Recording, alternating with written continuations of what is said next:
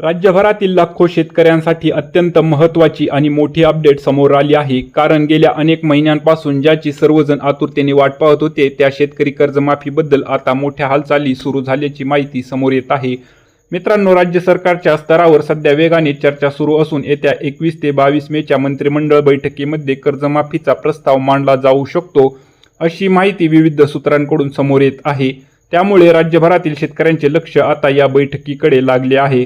पण पुढे जाण्यापूर्वी एक छोटीशी विनंती, जर तुम्ही आपल्या चॅनलवरती नवीन असाल तर लगेच चॅनलला सबस्क्राईब करा.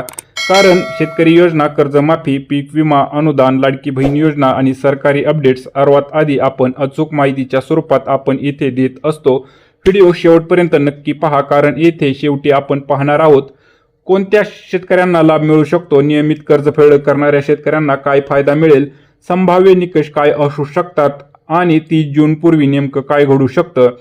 व्हिडिओमधील सविस्तर माहिती आपण जाणून घेण्याआधी मुख्यमंत्री देवेंद्र फडणवीस यांनी साताऱ्यातील एका जाहीर कार्यक्रमामध्ये काय सांगितलं हेही आपण पाहणार आहोत. त्यामुळे व्हिडिओ शेवटपर्यंत पाहत राहा. तर मित्रांनो, 30 जून आधी शेतकऱ्यांना कर्जमाफी देणार असं मुख्यमंत्री फडणवीसांनी म्हटलंय.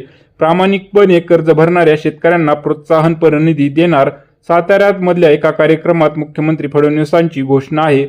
या ठिकाणी या बजेटमध्ये निर्णय केला की शेतकऱ्यांना कर्जमाफी देण्याची तयारी आमची सुरू आहे. 30 जून पूर्वी आमच्या शेतकऱ्यांना कर्जमाफी आम्ही देणार आहोत आणि त्यासोबतच ज्या शेतकऱ्यांनी प्रामाणिकपणे कर्ज भरलंय त्यांना प्रोत्साहनपर राशी देखील आमच्या सरकारच्या माध्यमातून देणार आहोत, असं त्यांनी जाहीर कार्यक्रमामध्ये सांगितलं आहे. आता वळूया व्हिडिओतील मुख्य माहितीकडे. मित्रांनो, सध्या राज्यातील विविध जिल्हा बँका, सहकारी बँका आणि राष्ट्रीयकृत बँकांच्या माध्यमातून शेतकऱ्यांची माहिती शासनाकडे पाठवण्यात आलेली आहे. यामध्ये विशेषतः 2 प्रकारच्या शेतकऱ्यांचा डेटा गोळा करण्यात आल्याची चर्चा आहे. एक, थकीत कर्ज असलेले शेतकरी. 2, नियमित कर्जफेड करणारे शेतकरी.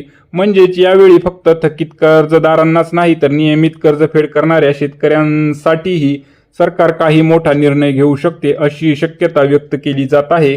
मित्रांनो, सरकारने यासाठी एक उच्चस्तरीय समिती स्थापन केली होती. या समितीमध्ये सहकार, कृषी आणि वित्त विभागाच्या संबंधित वरिष्ठ अधिकाऱ्यांचा समावेश करण्यात आल्याची माहिती आहे. या समितीने राज्यातील शेतकऱ्यांची आर्थिक परिस्थिती, थकीत कर्जाचा भार, दुष्काळ, बाजारभावाअभावी घसरण आणि नैसर्गिक संकटाचा अभ्यास करून एक प्राथमिक अहवाल सादर केला आहे. आणि महत्त्वाचं म्हणजे हा अहवाल शासनाकडे सादर करण्यात आल्याची चर्चा आता जोर धरू लागली आहे. मित्रांनो, 14 मे रोजी या संदर्भात एक अत्यंत महत्त्वाची बैठक पार पडल्याची माहिती समोर येत होती. या बैठकीमध्ये राज्याचे वरिष्ठ मंत्री, कृषी मंत्री, सहकार विभागाचे अधिकारी आणि मुख्यमंत्री स्तरावरील चर्चा झाल्याचे सांगितलं जात आहे. या बैठकीमध्ये खालील मुद्द्यांवर चर्चा झाल्याची शक्यता व्यक्त केली जाते. कर्जमाफीची मर्यादा किती असावी, कोण पात्र आणि कोण अपात्र असू शकतात, नियमित कर्जफेड करणाऱ्यांना प्रोत्साहनपर अनुदान, बँकांना निधी कसा दिला जाईल आणि योजनेचा भार किती येईल, यामध्ये संभाव्य निकष काय असू शकतात हेही आपण पाहणार आहोत. व्हिडिओ पाहत राहा. आता मित्रांनो, हा भाग खूप महत्त्वाचा आहे, त्यामुळे काळजीपूर्वक ऐका. अधिकृत GR अजून आलेला नाही, पण मागील कर्जमाफी योजनेचा अभ्यास केला तर काही संभाव्य निकष पुढील प्रमाणे असू शकतात. ठराविक तारखेपूर्वी घेतलेले पीक कर्ज, थकीत असलेले अल्पमुदतीचे कर्ज, आधार व बँक खाते लिंक असणे, 7/12 आणि कर्ज खाते तपशील जुळणे, काही मर्यादेचे कर्ज माफ होणे, नियमित कर्जफेड करणाऱ्यांना वेगळे अनुदान. आता हे सर्व अंतिम नाही. शासनाकडून अधिकृत निर्णय आल्यानंतरच स्पष्ट माहिती समोर येईल. 30 जून पूर्वी मोठा निर्णय. मित्रांनो, काही दिवसापूर्वी साताऱ्यात पार पडलेल्या कार्यक्रमामध्ये मुख्यमंत्री स्तरावरून पुन्हा एकदा संकेत देण्यात आले की शेतकऱ्यांना दिलासा देण्यासाठी सरकार सकारात्मक आहे. याच पार्श्वभूमीवर आता 30 जून पूर्वी कर्जमाफी आणि प्रोत्साहनपर अनुदानाबाबत मोठा निर्णय होण्याची शक्यता वर्तवली जात आहे. जर मंत्रिमंडळ बैठकीमध्ये मंजुरी मिळाली तर त्यांना लगेच शासन निर्णय म्हणजे GR काढला जाऊ शकतो. यामध्ये असंही सांगितलं जात आहे यावेळी ही योजना वेगळी असू शकते. मित्रांनो, मागील योजनेमध्ये काही शेतकरी पात्र ठरले तर काहींना लाभ मिळाला नाही अशी तक्रार होती.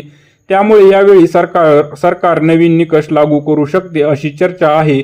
विशेषतः नियमित कर्जफेड करणाऱ्यांना न्याय, छोट्या आणि अल्पभूधारक शेतकऱ्यांना प्राधान्य, बँकांच्या NPA प्रश्नावर तोडगा, डिजिटल पडताळणी या गोष्टींवर भर दिला जाऊ शकतो. राज्यातील विरोधी पक्षाकडून देखील सरकारवर दबाव वाढवला जात आहे. शेतकऱ्यांना तातडीने दिलासा द्यावा अशी मागणी सतत केली जात आहे. त्यामुळे राजकीय दृष्ट्याही हा विषय अत्यंत महत्त्वाचा बनला आहे. शेतकऱ्यांनी आता काय करावे? मित्रांनो, सध्या सर्वात महत्त्वाचं म्हणजे अफवांवर विश्वास ठेवू नका. तुमचं आधार कार्ड लिंक आहे का ते तपासा. तुमचं बँक खातं सक्रिय ठेवा. कर्ज खात्याची माहिती अपडेट ठेवा. 7/12 आणि आधार मागील नाव जुळतंय का ते तपासा. कारण ही योजना आली असली तरी कागदपत्रे महत्त्वाची ठरू शकतात.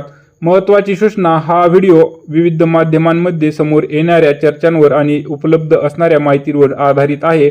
अधिकृत शासन निर्णय आल्यानंतरच अंतिम माहिती निश्चित होईल. म्हणून आपल्या चॅनलला सबस्क्राईब करून ठेवा, कारण GR आला की सर्वात आधी आणि सविस्तर माहिती आपण इथे देणार आहोत. मित्रांनो, तुम्हाला काय वाटतं, यावेळी खरंच मोठी कर्जमाफी होईल का? आणि नियमित कर्जफेड करणाऱ्यांना लाभ मिळायला हवा का? तुमचं मत कमेंटमध्ये नक्की सांगा. व्हिडिओ आवडला असेल तर लाईक करा. जास्तीत जास्त शेतकऱ्यांपर्यंत हा व्हिडिओ शेअर करा आणि अशाच महत्त्वाच्या अपडेटसाठी आपल्या चॅनलला सबस्क्राईब करायला विसरू नका. धन्यवाद. जय महाराष्ट्र.